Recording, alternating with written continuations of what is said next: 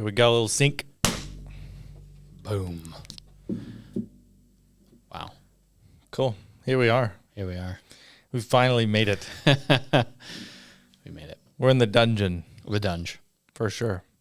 We're trapped. I think, unless you want to kick this off, I think like the best way to do it is like I was just saying, like let's just start talking about the business right now. Yeah. Like with the sales side and everything. Like our boy Yeeman. You think so? Because Get into a flow.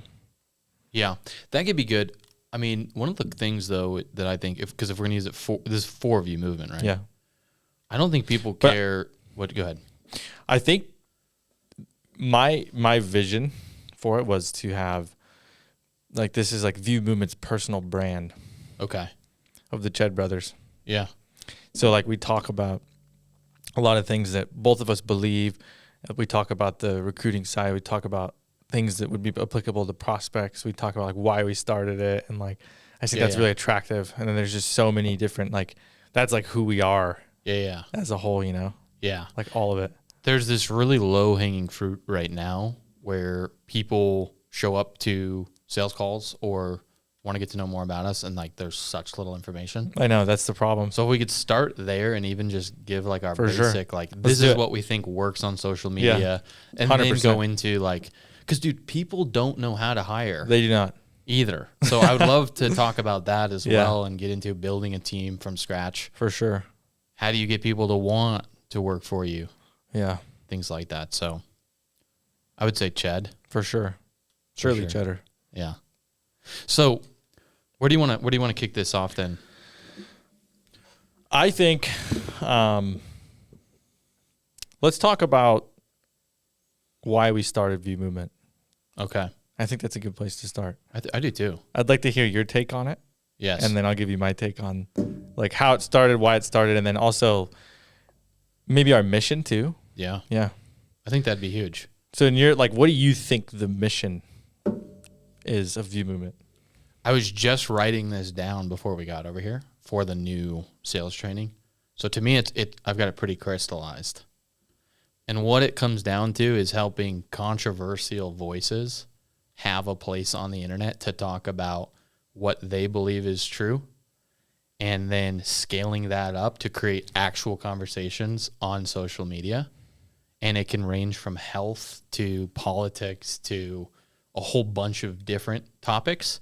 But we want there not to be siloed voices like what's coming from Hollywood, where it's one thing that gets pushed out to billions of people. We want billions of people to have options for where they get their source of truth from. Yeah, 100%. I think that's obviously a huge problem with social media in general. Like even just with, Zuck the other day coming out of the, he's such that guy's like an alien almost, man. Like you just don't know what to believe out of his mouth. But there's the whole movement of like now we're not censoring things. I've actually seen that on social media to be true. I don't know if you have, but as far as like the censorship and like truth-filled voices, there's been more and more of those on social media because of that. Yeah. I've even seen things that are just like, should be actually censored on social media, but they're not. And so, yeah, I mean, that's huge. There's a lot of voices on social media that cannot break through, so to speak. Yeah. Why do you think that is?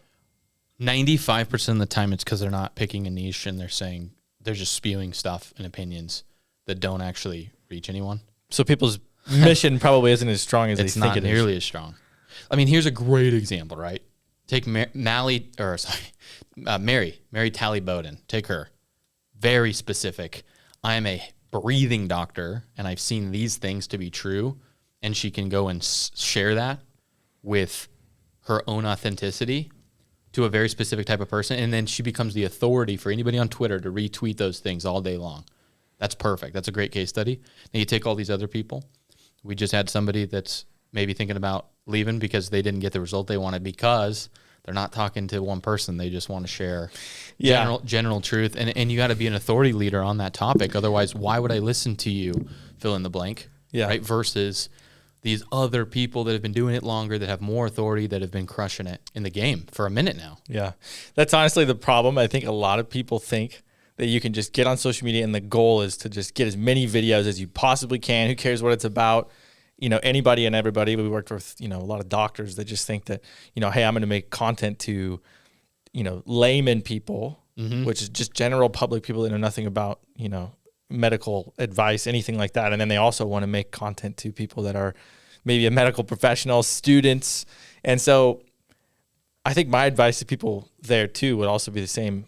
You have to pick a narrow lane within your niche to really make it happen. And I think that that's a limiting belief for a lot of people. Yeah. I think a lot of people are limited by that, but you should actually talk about, like, with your background, just with how you do outreach for people, how having something even more specific than you think is actually more beneficial than you think, because people just don't think, for example, like, instead of saying, like, for example, I want to sell, balloons to, the general public, right? I'm just going to set up a balloon stand. Well, what if you went somewhere that was like ultra specific, like, I don't know, like an LGBTQ Pride Festival or something, to sell the balloon specifically to those people, And maybe it even is a joke on the balloon. Exactly. Like, you got to get even one level deeper. There's a whole, like, ecosystem. What does it there. represent for someone to have the balloon? Yeah.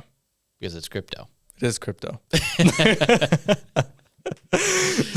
But what are balloons? What are they in the first place? Yeah. Turns into one of those. Turns into one of those podcasts in a hurry. It does. No, so with the cold outreach stuff, we've hit, I just looked at this, we've hit like 11 billionaires and gotten responses on a cold email to their personal Gmail account. Yeah, that's incredible. People, Tremoth and people like that. I could go through the list, but some of them were still working on landing. But I mean, even Gary, people like that. So we're getting people in, and it's not because we're just the best podcast agency out there. How do you go about that? Like, why do you think that is? I'm curious. Like, obviously we're speaking to niching down and everything. Like, what is it about the way that we do outreach to people that we can get a hold of pretty much anyone? Well, it's being specific and mission driven. Like, they're going to bed thinking about something as well as anybody else. And so it's tapping into the things they're thinking about. A lot of people are turning over to realize that media is one of the most valuable things you can have. And so if you can speak to it in a way where it's like, okay, these guys get me, and I think they might be legit. Those are kind of the two big ones that we look for. And then we craft messaging that fits that somehow. It is really interesting, actually. It's like, it goes to prove the point, I guess I would say, that you have to niche down in order to make that happen. Otherwise, you're kind of selling to everybody, which means you're selling to nobody. So you are. And most people are. I think there's a lot of misconception around selling a product. Mm-hmm. I talk to a lot of people on sales calls about communities and, hey, I want to sell this thing. We're going to build all these videos up. And it's like, well, what kind of validation have you seen in the market for doing that? Well, none. We just think it's a good idea, and it's like, you're going to waste a lot of time and energy unless you get 100 people to at least raise their hand and say, hey, this sounds like something that would benefit me. Because people don't really think about what the customer's thinking. Yeah. A lot of times, I think, when they go do that. So if that's the case, what do you think probably the biggest mistake that people make when it comes to that? Let's talk about who's making the mistake. I would say specifically truth tellers on social media. Okay. What mistake are the truth tellers of the world making on social media that they may not even realize, or that they're not capitalizing on some sort of opportunity that they could be capitalizing on based on maybe not niching down or being specific enough? So the first one is assuming people care about what they have to say and offer. That's the first one. That's what we do at View Movement, though, is really help figure that out for them and kind of find an audience. But that's always the biggest one, is they way over assume that people want them and already care about what they say. They don't. There's already a ton of competition. The second one is not speaking to that person consistently, showing up daily or even every other day and speaking into their life on what they want to hear from them. And then the final one is just offering that thing to them that they want most. Yeah. So if I'm talking to people that want to get in shape, offer them the thing, provide the value, and then sell it. So it's safe to say you should be talking like so specifically to one person that you should just write up an avatar almost and just, what would I say to this literal person that's exactly. Specific. Yeah. Like if we're talking to John, I'm talking to you. You need to sell a community for $5 a month and talk to this. It's kind of meta. Yeah. You know what I mean? Yeah. Makes a lot of sense. It's kind of meta. But I guess one thing that a lot of people are trying to figure out right now is what the heck do you do to stand out, right? And I think that's the question that we get more than anything is, well, I've made some content in the past, usually a year ago, 2 years ago, had some results, but now I feel stuck. I don't even know where to begin. And I've got I've been on, this is a big one. I've been on TEDx. I've been on all these circuits, and I've had interviews on these great podcasts, all this good stuff, right? So what? The interesting thing is social media doesn't care about how big you are, how much you've done, your social accomplishments in the world. Social media only cares about rewarding the people that are actually on the platform so that they stay and continue to generate more ad revenue for these massive platforms like Facebook, Instagram, Meta, TikTok. So when you're talking like that, you've got to play the game of how do I get as much dopamine out of the viewer as possible, right, instead of, a lot of people get frustrated. We've had a lot of people come to us that have big followings and they're huge on social media, or not social media, but they're huge. They're a big name. They're a household name. Right. But they're frustrated with their lack of presence on social media. And it's one of those things. It's just social media humbles all because it doesn't care how much you've done. It doesn't care how much notoriety your name has in the household. It only cares if you play the game that these platforms offer for you to play. And so you really have to think about it like you're almost an employee of Meta. You're almost an employee of TikTok. And when you think about it that way, you think, okay, what is it that I can do that's going to generate them more revenue? Because ultimately that's going to reward me and my personal brand. Right. So I would say that's probably it. People they're not rewarding the viewer enough with their content. So even though you have a bank full of content and you think you're doing it right and you're just trying to share your message, if you're not doing it a specific way and really structuring it specifically, you're losing. You're climbing up a hill full of sand and you're just falling back. Right. And you said it. It's packaged dopamine for these people. And you're playing that game time and time again because the thing is not only does it not matter if you're already a household name, it doesn't even matter if you have the followers. It does not. That's what's crazy too. Social media has completely changed from followers equal automatic influence, and that might be the case for some people that have an avid following. Like there's a lot of people that have big names, Mr. Beast, type people that are influencers. There's going to be a lot of people, they're going to have a high engagement rate compared to their following. So someone like that, like a Mr. Beast or even a professional sports athlete, they might be engaging with 10 to 15% of their followers whenever they post, every single time they post. So if you have 1 million followers, you're automatically getting 150,000 views on everything you post, minimum, just from your following. And then it goes out to everybody else. But most people that have a large following and have built something from the ground up and maybe had a few videos that go big, whatever, you're still playing the game of social media because you're not an influencer. Those people aren't following you so avidly that they're going to come back and just want to hear what you have to say. They more than likely just saw a good video or one video that went viral or something, followed you, and then now you have to still keep doing the work because you're not a household name for most people on social media. So you have to play the game. You just have to play the game. And if you're not willing to play the game, you're gonna fall off. It's just, and we see it constantly. There's so many people that come to us and they're just like, I'm so lost. I'm so confused.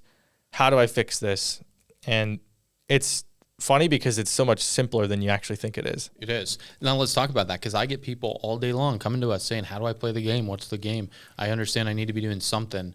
Now, back in the day, are we good on the audio? I think so. Oh, that was your phone? Okay, I thought that. So I thought it was the camera shutting off. So what is the game right now? Is it going daily? Is it going 3 times a day? Is it doing mid-forms?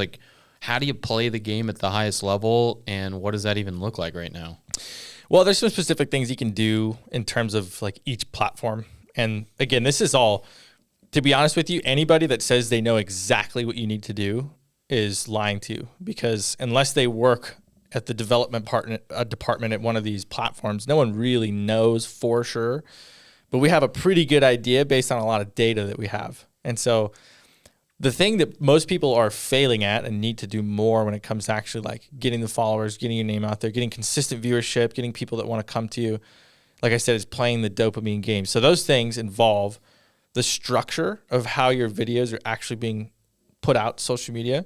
So we see this a lot. We've actually taken videos. We took a video that had 70 views and got 3 million views on a little snippet out of that video because we knew how to structure it correctly. And so the structure really boils down to, I like to call it, I mean, it's really a hook is what it is. It's a hook. I just hate to say that because everyone knows you need good hooks, but there's more to it than just a hook. The message and the idea and the topic of the video has to be the best. And if you don't have a good topic and that's not the front facing piece, then you're never going to actually really get there, even if you have a good hook. So I think it's more important to start with the topic. And so that's kind of what our team does, obviously, is we go through and we find the topics. Like we pull that stuff out and then make the hooks. So basically what you need, solid topic, hook people in, keep them watching by keeping an open loop, and then you close the loop by the end of the video and reward their brain for that. And that tells people, like, if people stay to the end of the video, you've done something right, right? And a lot of people are playing the lottery with that. Like, it's just, they're just posting a bunch of videos and just hoping something sticks. And I've been there. I've played that game too. And it can work. But if you really want to do it consistently, you've got to be posting. I'd say it's not even as much about how much you post, although you do want to be posting like minimum once per day, in my opinion. But you can post up to 2 to 3 times a day, I think is effective for some people. But it just depends on your content, and the content is the most important thing for sure. Is having good content. Yeah. What you said there was that you hooked them. You actually stopped them from scrolling to go to some other like wakeboarding accident video, which is next on their feed, right? So you stop them. You open a curiosity loop so their brain needs to keep watching to fulfill it. Then you do fulfill it. And then ideally they're going to keep watching it a second time to experience that same brainwave effect. Exactly. Now, level 3 is actually them commenting, sharing, or liking it. And that's where we start to see 115 or 125% average view, meaning that the top 20% are actually watching it like 6 or 7 times. Exactly. So, but the average being over 100%, those are always million view clips. Almost every time. I mean, it's almost a triangular game between engagement, watch time, and then reaching the right audience. Because ultimately, if you can get people to engage with the reel, that's what the algorithm, there's plenty of evidence and data on this. That's what they reward the most. When people are sharing content, when they're commenting on it, when they're liking it, that's way more important than how much they're actually viewing the video. Like, because you can get a video that has a bunch of views, right? Like, let's just say it's a dog playing with a tennis ball and it's like it goes viral and it's like this funny video. And people might engage with it, they might like it, but that video might only get pushed out to the algorithm because it was like watched a lot. Not necessarily, but if you want people to continue coming back to watch your content, like you said, you have to craft it that way. And yeah, level 3 is getting people to engage with the content. And there's many ways that we've done that too. We've started full on comment wars for people and just hundreds of comments, and it's so simple when you actually see it.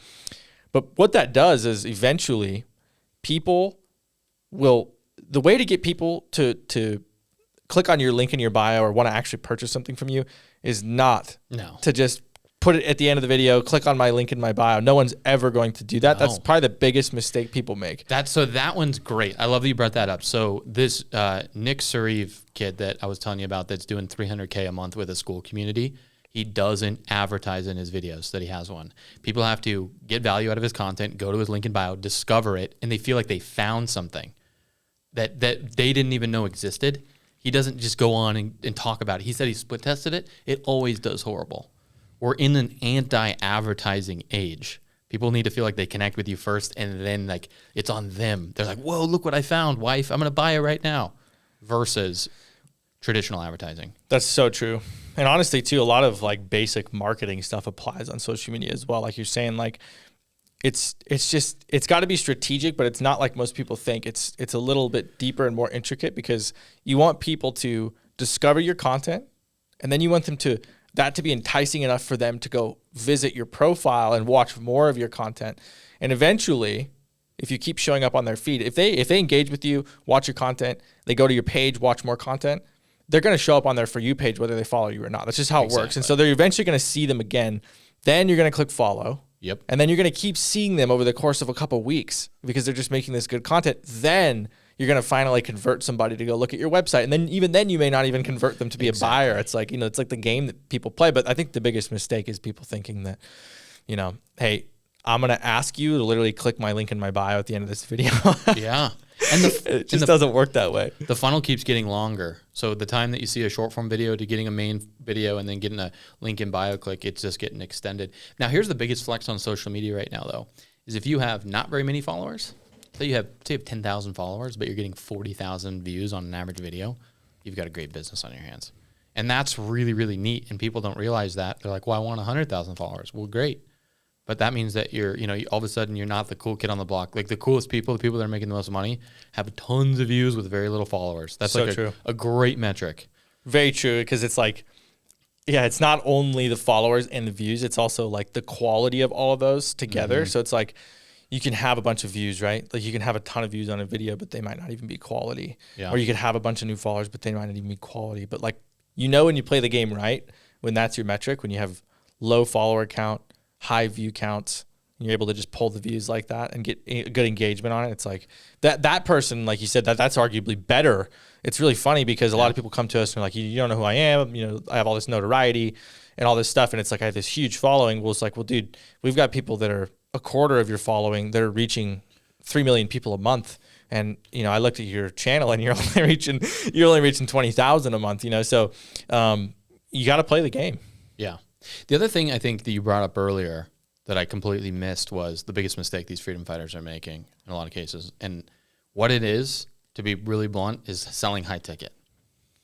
So a lot of them are thinking low ticket. I got ebooks or I've got a book, a physical $10 book. The amount of books that you'd have to sell at a low ticket offer is unreal to make any kind of money. And one of the things that I wish once people are building these view funnels and getting lots of eyeballs on is selling something for $5,000 or $10,000. 100%. I think that's huge. Like we've seen so many people that if you can convert one person at that 5 to 10K, maybe more, depending on what you're offering, think about how many of those little products you'd have to sell. Well, think about if you just sold 100 at 5,000. It's literally, it's just as simple as like deciding that that's what you're going to do. Right. It's like, there's no magic button that you have to press for anybody out there listening. Like there's no magic button that you have to press to be able to charge somebody $5,000 for a course or something that's like applicable to the knowledge that you're teaching people on social media. Yeah. And then it gives you a chance to be intimate with your audience on a level of, well, this guy did pay me $5,000. I'm willing to get on calls and ask them good questions, which then helps your content funnel. Because then you're getting to learn what's in their head. What are they thinking about? What are they worried about? Things like that. And then all of a sudden your content gets better. You start serving that one person better. Yeah. How many people do you think we see doing that? Mark Kay is the only one that I've ever seen do that. And here's the thing is he was still, he's running for mayor, by the way, That's cool. in Florida, or running for Senate or something. Old Anyway, client of ours, Mark K. Yeah. Yeah, check out Mark Kay if you haven't seen his old marketing stuff. He's very Russell Brunson-esque, which is where a lot of this stuff comes from. But nonetheless, yeah, I think he was selling a $13,000 program, and he was doing financing on it and made a couple $100,000. But that then pays for your content funnel to keep going. And it's a game that you have to play. You pay to play because, like, you're an employee. You can either be an employee yourself or you can employ other people to go on your behalf. But to play the game, you do have to show up, and it's a pay to play. You've got to show up. And why not, if you get to literally decide what you want to charge and how you want to go about that, why not? Why not? I think that's a huge thing. Like most people that are making a lot of money on social media or being able to sustain that are selling something that's like at least $1,500 or at least very bare minimum $1,000. Like if you're not selling something that's $1,000 or more, you're probably never going to like fully make it unless it's just such high volume or you have a personal brand or, like you could sell it really anything if you have 2 million followers and everybody follows you. Sure. Then you can convert those people, or if it's very specifically like, an anomaly, like you see it every once in a while, but 9 times out of 10, you got to sell something high ticket. 2 great examples for you of low ticket and high ticket is Daily Wire Plus. So that's Ben Shapiro. He started that business with $5 million from a family office investment. They ran Facebook ads to a funnel that then sold the membership. I think it's $13 a month. It's like a Netflix subscription to all their content. He has that thing does $250 million a year, at a lower price point, right? So, but he has the network, not only just one personal brand, but he's got like 10 or 15 of the biggest in the space, from Matt Walsh to Jordan Peterson, all these people, right? So that's a great example for low ticket and the amount of energy it takes to get that off the ground. Now, a high ticket, which a lot of people don't think about this as being high ticket, is Charlie Kirk. Because what he's actually doing is he's growing a personal brand to then land these massive donations. Massive donations. It does 125 million a year just in Turning Point donations that come through the podcast. And that's another great example of, well, I'm not just trying to get $100 donations. I'm going to go shake somebody's hand that's going to give me an $18 million check. Minimum. Like minimum, you know, Yeah. it's just like Million. And that's how you continue to play the game up. So for most people, if you're playing the game of selling little trinkets on social media, like you should probably reevaluate your audience and just reevaluate your offer, because honestly, you'd be super shocked at what people are willing to pay, especially if it's, you know, you want to put a lot of time and make it valuable. But if people follow you for a specific reason, sell them something expensive. Yeah, and I don't even know that you need to put that much time into it, as controversial as that might seem. Like, you should just rip people off. No, but do you remember Son of a Tech, when we helped him with his course? Oh, yeah. It started with, okay, Matt, where's the audience today and where do they want to be? And we laid it out in 6 steps and say, well, you got to have foundation, you got to go to this level, this level, this level. And we basically did every night, hit them up with an email that says, all right, man, what do they do when they get to this level? Well, then they do this. And he made Loom videos. And I think we had the whole course done in about 7 days. And that thing printed, I think it did about 14K at launch, and still get notifications for that thing. And it was made 2 or 3 years ago now. So it's That's like, crazy. you don't have to take 6 months. It was so simple. I mean, yeah, like a lot of the knowledge that lives inside of you, like, yeah, just do it quick, execute, make something, just do it. You know, I think a lot of people they're looking outside of themselves for someone else to solve that. Yeah. But honestly, you're the only one that can do it, like truly. You know, you need to have the idea and just execute like quickly like that. Because, yeah, it took us 2 weeks. And the guy's still, you know. Yeah. And the investment that he made to do that was nothing compared to how much. Well, no, we didn't charge him. Yeah, I know. Yeah, that's what I'm saying. Just our service is all he was paying for. So it's like, no, it was free. But we won't do that anymore, because it's been 4 years since we did that. But it goes to show that just taking somebody on a journey and successfully getting them there is worth its weight in gold. And that's, you know, it's $1 trillion industry built around that. You just got to tap in. 100%. And so many people just aren't. Well, it's fear, man. When I get on calls and I talk to people and I say, hey, why aren't we selling the $1,000 thing? It feels like scarcity. It feels like loss, that they will get rejected by their audience. And that would be the worst case scenario. Yeah, 100%. And it's not true. It's so true. Because they'll actually create intimacy with their audience by charging that much. If you just charge $15, I'm going to look at the PDF, I'm going to throw it away. But if you charge me $5,000, I will show up and I'll actually log into the darn thing. And I'll probably show up to the calls and I'll probably become your biggest fan. And I've done that. I mean, you have to be a buyer of it as well. I remember I bought Ed's course and spent $12,000, and it was a tough thing, because he's the same kind of thing you were saying. He thinks he has the key to YouTube, and it's still challenging, but it's been a whole year on it, right? And that was good. I mean, I'm a buyer of it, and I'm still thankful that I spent that money. And I think that if you can think that way of, I want to help these people, so I'm going to charge them. Mm-hmm. It's a lack of scarcity, and it kind of changes the mindset of being in their shoes versus just your own mindset. 100%. Yeah. Because your mind will tell you that you're not worth it. And you're also probably underestimating how much value you can deliver somebody. True.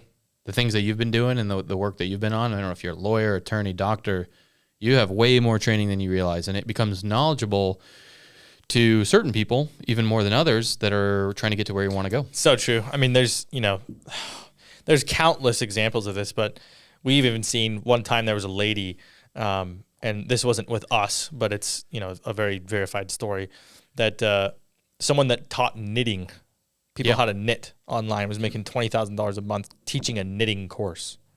That's still on school. You can still look up that. I mean, think about that for a second. So it's like, you know, someone was probably, I mean, how many people don't think that that's a valuable skill, right? It's like, it's much more valuable than you would think. Like the information and the knowledge that you have, even if it's just somebody that's one rung below you, even if you're not the biggest expert in the world, people will still pay you for that. And they'll still, it's a skill gap, knowledge gap that people are willing to pay up to.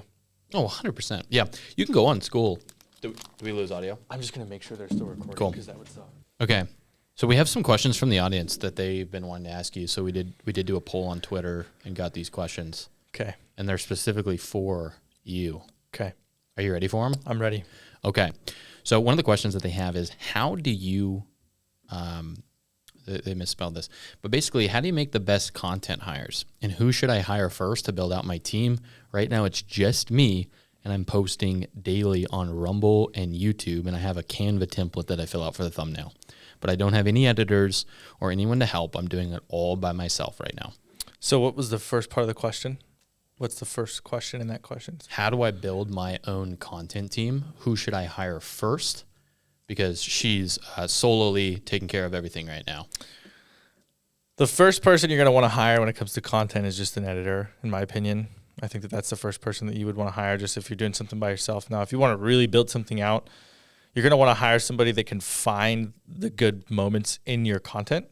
So I would start with an editor. Just it really depends on a few things. Like if you've got the budget for it, you can build a whole team. So I mean, I guess what kind of budget are we talking? Like just for the average person, or are we talking like a podcaster? This would be somebody that has the money to do it. I mean, I think in a lot of cases, you got to think that you got to be able to spend $3,000 to $5,000 on something like this. Yeah, it's just pretty standard. Okay, well, the first thing you're going to need obviously is someone that can identify the good stuff in your content. Because if you don't have that, I'm sorry, but there's nothing much you can do.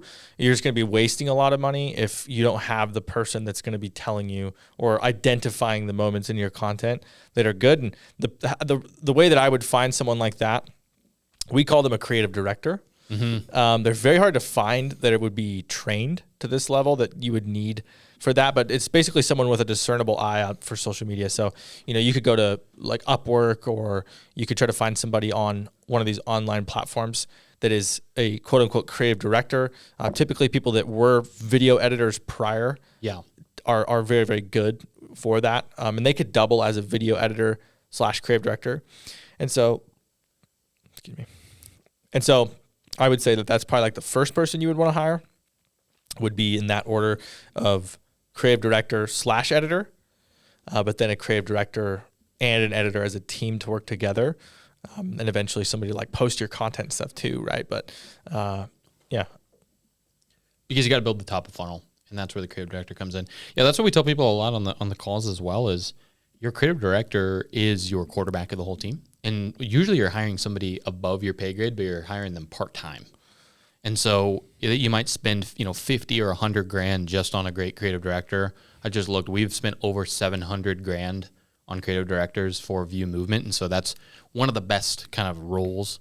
I guess we probably shouldn't say too much more on that. I don't know who's editing the video, but into our finances. But nonetheless, the creative director is so important because they actually get what's going to go viral. And they're very hard to find, very hard to attract. But it's very difficult. But it's the most important piece. Like I said, like earlier we were talking about what makes a video pop off on social media. Like what's the game that you're playing? Well, it's identifying the topics that are going to go viral. Most people can't do that for themselves. Like they think they know, but they don't know. Well, usually they're too far inside of it. Way too far into it. If you're good at talking on camera, for example, Jordan Peterson doesn't sit down and cut his own reels. No. He has some 19-year-old doing that, and that's exactly who we hire, people that have worked there and they want to work part-time for us and do that same type of thing. Or, there's a lot of different people that understand the game, and you got to hire people that play the game. And that's 100%. Why this podcast is called The Game with Alex Hormozi. Alex already stole the Game podcast name, but he did. I think he ripped us off as well. He did. He did steal $12,000 from the boys. But that the game comes up a lot. Now, here's another question that is very similar, and I think it's going to piggyback nicely. I tried Opus Clips to cut my footage, and it didn't work. Got no more than 1K views. What should I honestly do instead? Why didn't it work? I'm so lost. Anything helps. Thank you, Ty. Okay. So this is funny because I got to start by saying I have a very biased opinion on this because we are pretty much in direct, not even competition with Opus. I wouldn't even say we're in competition. We're in a completely different realm. So it's kind of like a rung below the ladder as to a service that we would have. So what I would say with that is AI is getting better. Mm-hmm. But I don't believe we've done a lot of research on this because we've even used some and tried to even integrate it into what we're doing. Trained models, trained data. We have not had anything that is going to perform as well. The reason that is because AI just doesn't understand, like we were saying, how to craft the content. It's very generic. So like they're using very available. Wouldn't you say they're probably using OpenAI or like something? They're integrated with OpenAI. They're integrated with, exactly. So they're using a large language model that's designed to understand everything, right? It's like you'd have to have so much training into like how to identify the good moments. Now, Opus is good for people that are just kind of run and gun. They just want to get a bunch of content out there, but it's not really doing anything for you unless you have already have a personal brand built. Like we were saying, like the only people that would be good for is someone that has 400, 500,000 plus followers, and they've got a really engaged audience that just doesn't care. They no longer need to attract new people, which I don't know. That's probably not the case. Everybody always needs to attract new audience members, but they're going to be better at making content too, which makes AI a little bit easier to understand. The problem that I see with this is like, imagine AI is trying to convince you to go on a date with them. They don't understand human emotion very well. That's the one thing. They understand logic. They're like a doctor or an attorney or a lawyer. Not to say you guys don't have emotion, because some of you do. But it's very logic based. And so it doesn't actually understand what's going to get a human brain to stop scrolling. It's almost like a really good joke or flirting with someone or these other higher touch human things that we do. That's the same thing that's going on the social media feed. So AI doesn't get that yet, and it'll probably be the last thing that it ever understands, to be honest. Yeah, it's funny because it can understand, like if you talk to GPT, like, hey, how does a typical scenario go if you're flirting with someone or you're doing this? It can break it down, but it's still, the execution of it is just god awful. And so the only people that win with Opus are people that already have just such good content that it's just like, it doesn't matter what you cut out of it, it's going to be good. And so, yeah, like that's the reason it's not working for you. If you really want to know, Opus Clips is not working for you because it lacks a lot of the human elements that needs to go into video. And I honestly have this belief still that I just think it's going to be a long time before that piece of the puzzle with AI is replaced, just because the human creativity is, in terms of emotion, specifically, is always going to be bar none. That's always what's going to separate us from any machine or any type of AI, is our emotion. Yep. So it can do the job. It can check the box and say, I cut the clip. Exactly. But is it going to be the best clip that it knows how to go viral? Not yet, not even close. Now, here's the other thing too, is when we're cutting clips, you go through our portfolio, work.viewmovement.com, you'll actually see that half the clips have a voiceover to set up the hook. Meaning that there really wasn't one because they didn't speak clear enough. A lot of people don't. A lot of people don't understand quite how to start with the hook. I already noticed Ty doing it. He'll reset himself and answer in a hook-like fashion. So I'm sure those will be clips that we put out. But you probably don't either speak in hooks. And then the AI is not going to say, yeah, let me add a hook to this to get the attention, to set up a curiosity loop, right? It's not quite that advanced yet. Or know when to do that, or know when is the right time to insert things that are artificial. And again, we only know this stuff because we've tried it.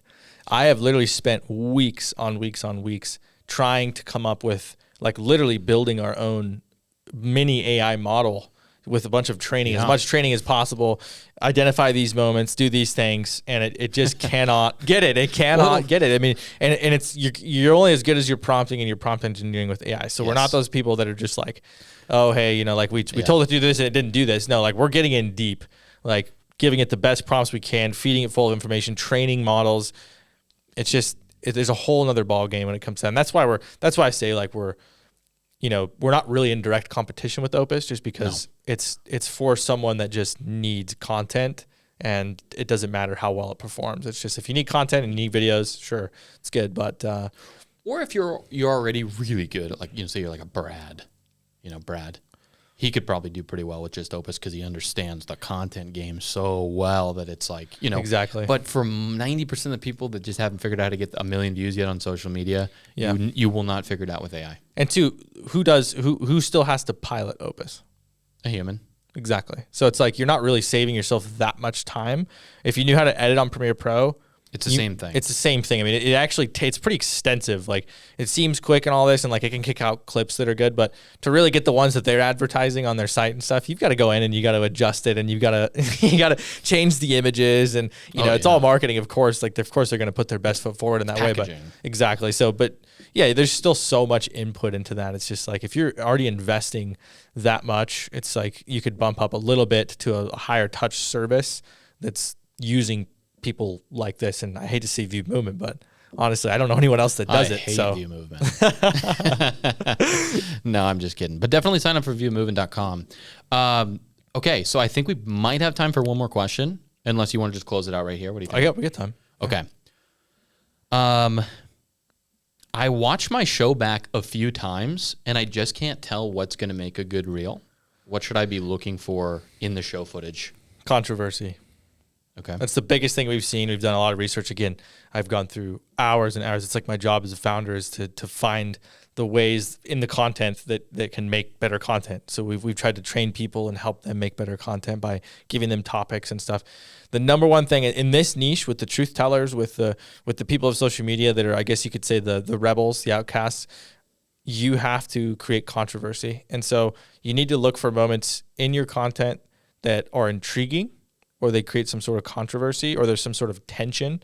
That seems to be the emotion that works the best for this type of content, is building some sort of an impulse emotion in terms of, I would say it's slightly more negative leaning, if you will. Unfortunately, honestly. yeah. Slightly more negative leaning, meaning you want to engage somebody and hit that piece of them that's like, fight the good fight, basically. Like, so they're either opposing it or they're with you. Yeah. And so that's probably the biggest one we found. Like, for example, that video that got 3 million views off of, it was a video on YouTube that had 70 views. We took it, cut a clip out of it, 3 million views, 10,000 subscribers, tons of controversy. It was the most controversial video. You may have even seen it if you're watching this. I mean, it's probably at like 4 or 5 million at this point. I don't even know, but yeah. And people, a lot of them really were in support of it, and it got them angry, upset in a kind of a righteous way. But then you also have people that are opposing as well. But that's kind of why we do it. What we do. It's not just to agree with everybody all the time. The other thing that I'll look forward to when I'm watching back footage is those moments that kind of get your heart racing, where you finally deliver the thing you're trying to say. For example, if you're watching your own show, and that, I think too, is a great place to start, and then look at ways you can have some sort of a loop, a gotcha moment, he wasn't ready for what happened type of moment, and those can be set up with hooks as well after the fact. I think that's probably a great place for anybody to start, is also after the fact hooks. 100%. Like, if you're not doing that, if you're not taking your content, watching it thoroughly, selecting pieces out of the content that you think are going to be good, and then creating a hook if there isn't already one that exists, which 9 times out of 10 for people, like you said, no, people don't speak in hooks. And so most people don't know that. And so you've got to go back and actually craft that.